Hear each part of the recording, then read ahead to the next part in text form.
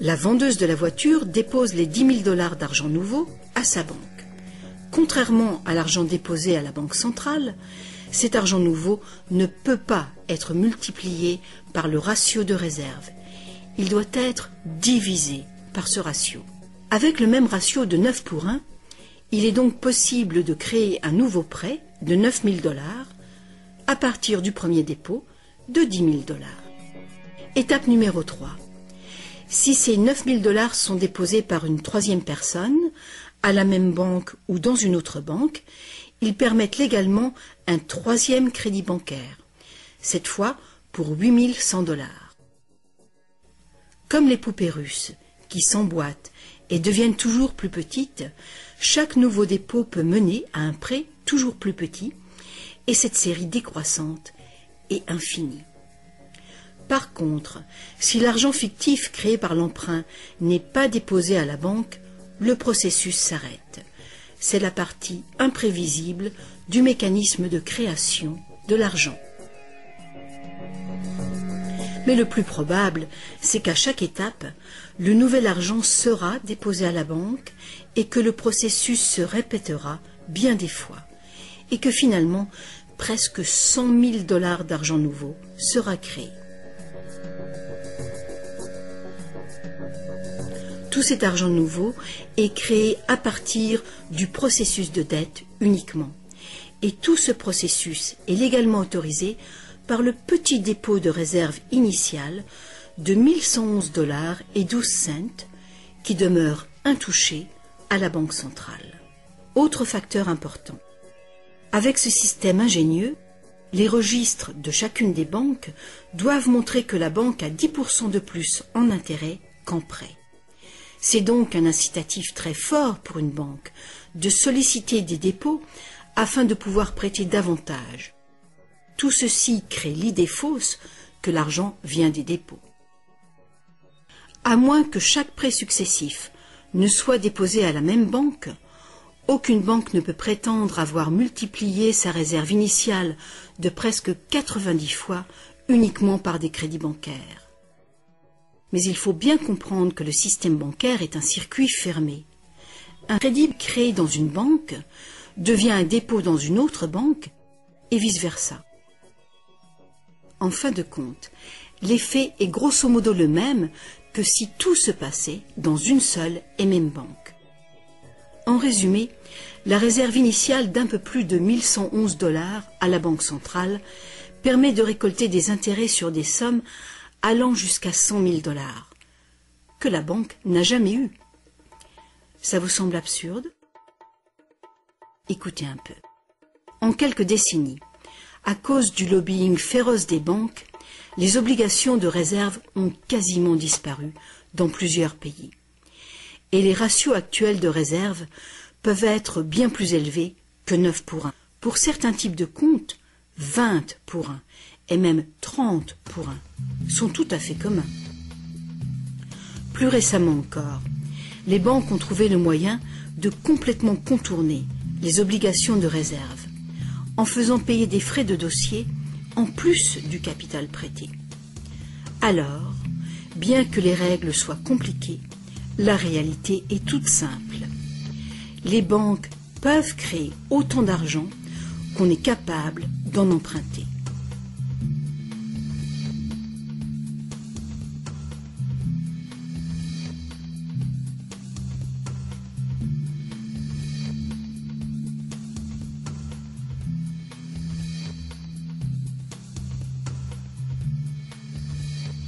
En dépit des images qu'on nous montre, l'argent créé par le gouvernement représente en général moins de 5% de l'argent en circulation. Aujourd'hui, plus de 95% de l'argent a été créé par quelqu'un qui a signé une reconnaissance de dette à une banque. Ces crédits bancaires apparaissent et disparaissent en quantité phénoménale tous les jours, au fur et à mesure que des prêts sont accordés ou remboursés.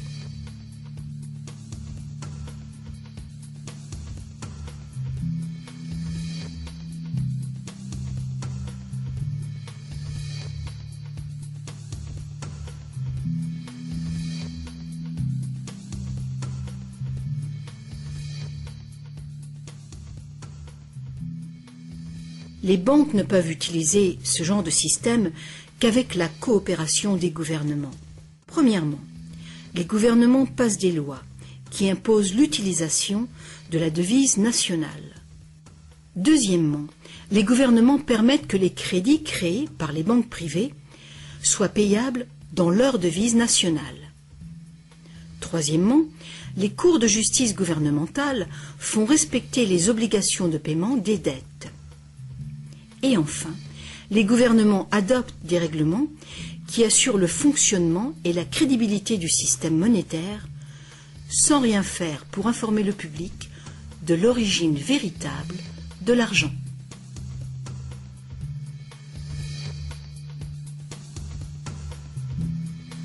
La simple vérité, c'est que quand on signe les papiers d'un emprunt ou d'une hypothèque, la seule chose réelle est notre reconnaissance de dette. Cette reconnaissance de dette est garantie par nos actifs qui seront confisqués si on ne peut pas payer les remboursements. Pour toute personne qui croit que nous allons honorer notre promesse, cet accord de prêt ou d'hypothèque est maintenant un papier échangeable et vendable. Ce papier représente une forme d'argent. L'emprunteur obtient de l'argent grâce à son soi-disant prêt bancaire. Dans le monde réel, un prêt implique que le prêteur a quelque chose à prêter. Si vous avez besoin d'un marteau, ma promesse de vous prêter un marteau que je n'ai pas ne vous servira strictement à rien. Mais dans le monde artificiel de l'argent, la simple promesse faite par une banque de vous prêter de l'argent est considérée comme de l'argent véritable.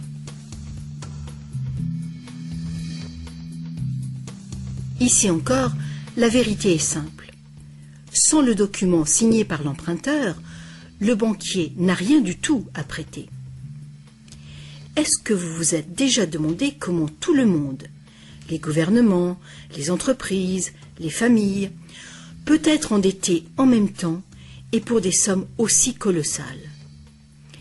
Est-ce que vous vous êtes demandé comment il peut y avoir autant d'argent à emprunter? Maintenant, vous le savez. Il n'y en a pas. Les banques ne prêtent pas l'argent, elles le créent, et c'est de l'argent dette.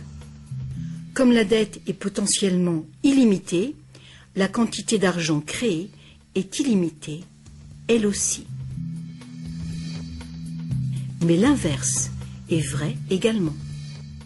Vous n'êtes pas étonné qu'en dépit de toutes nos ressources, toutes nos inventions et toute notre productivité, nous soyons presque tous si lourdement endettés, aussi bien les gouvernements que les entreprises et les particuliers? Ah, si seulement les gens cessaient de se demander comment est-ce possible? Comment se peut-il que les gens qui produisent toute la richesse réelle soient endettés envers les gens qui ne font que prêter de l'argent, symbole de cette vraie richesse? Le plus étonnant, c'est qu'une fois que nous réalisons que l'argent est en fait une dette, nous comprenons que sans dette, il n'y aurait pas d'argent.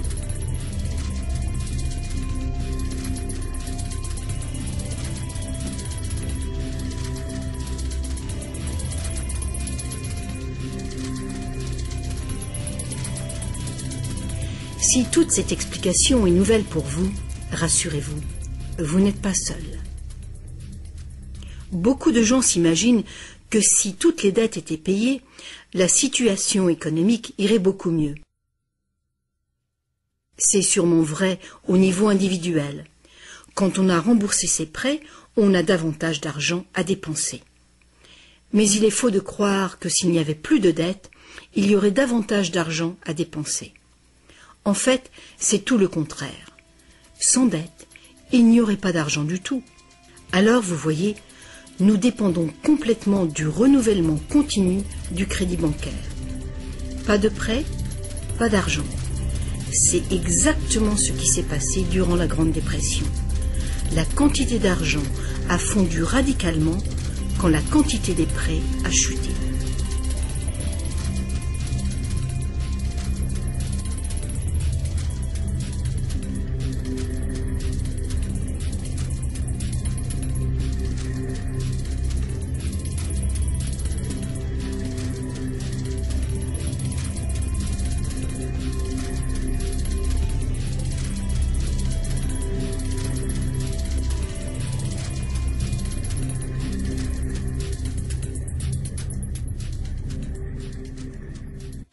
Il faut bien souligner que les banquiers créent uniquement le montant du principal. Ils ne créent pas l'argent qui sert à payer les intérêts. Alors, d'où vient cet argent? Le seul endroit où les emprunteurs peuvent obtenir de l'argent pour payer les intérêts est l'ensemble des fonds de l'économie générale. Mais presque tous ces fonds ont été créés de la même façon, à partir de bancaires. Donc partout, il y a des emprunteurs qui se trouvent dans la même situation. Ils cherchent désespérément l'argent pour rembourser le principal et les intérêts dans une réserve globale d'argent qui ne contient que le principal. Il est tout à fait impossible pour tout le monde de payer le principal plus les intérêts, car l'argent des intérêts n'existe pas. Une formule mathématique simple le montre. Le grand problème, c'est que pour les emprunts à court terme, comme les hypothèques et les emprunts gouvernementaux, où les intérêts dépassent de loin le principal, les risques de saisie et donc les dangers pour l'économie sont très grands, à moins de créer beaucoup d'argent pour payer les intérêts. Pour que la société continue de fonctionner, le taux des saisies doit rester bas. De plus en plus de nouvelles dettes doivent être créées pour trouver l'argent qui servira à payer les dettes précédentes. Alors bien sûr, la dette totale augmente, et les intérêts aussi, ce qui cause une escalade exponentielle de l'endettement. Seul le temps qui sépare la création des nouveaux emprunts et leur remboursement empêche le manque d'argent global de mettre le système en faillite. Mais pendant que le monstre du crédit bancaire grossit, le besoin de créer toujours plus d'argent pour le nourrir devient toujours plus urgent. Pourquoi les taux d'intérêt sont-ils si bas? Pourquoi recevons-nous des cartes de crédit que nous n'avons jamais demandées? Pourquoi est-ce que le gouvernement dépense plus vite que jamais? Est-ce que ce ne serait pas pour éviter l'effondrement de tout le système monétaire? On peut donc se demander, est-ce que ça peut continuer infiniment? Est-ce qu'un effondrement n'est pas inévitable?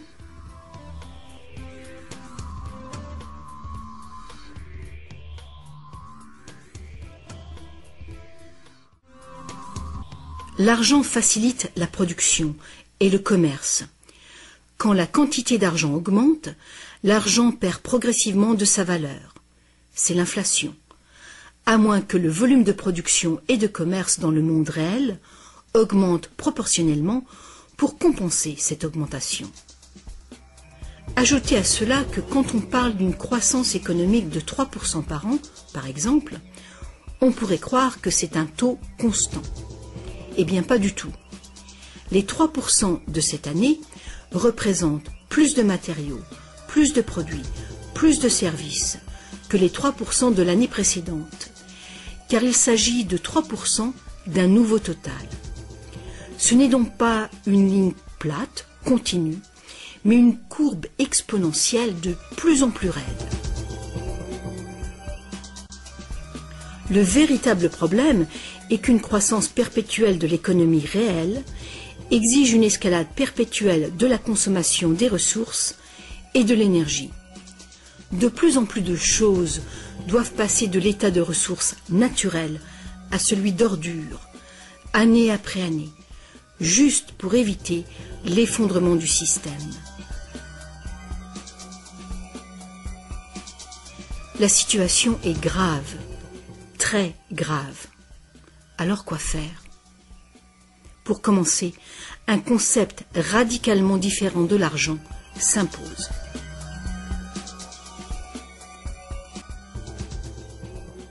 Le temps est venu pour les gens de se poser 4 questions simples et de les poser à leur gouvernement.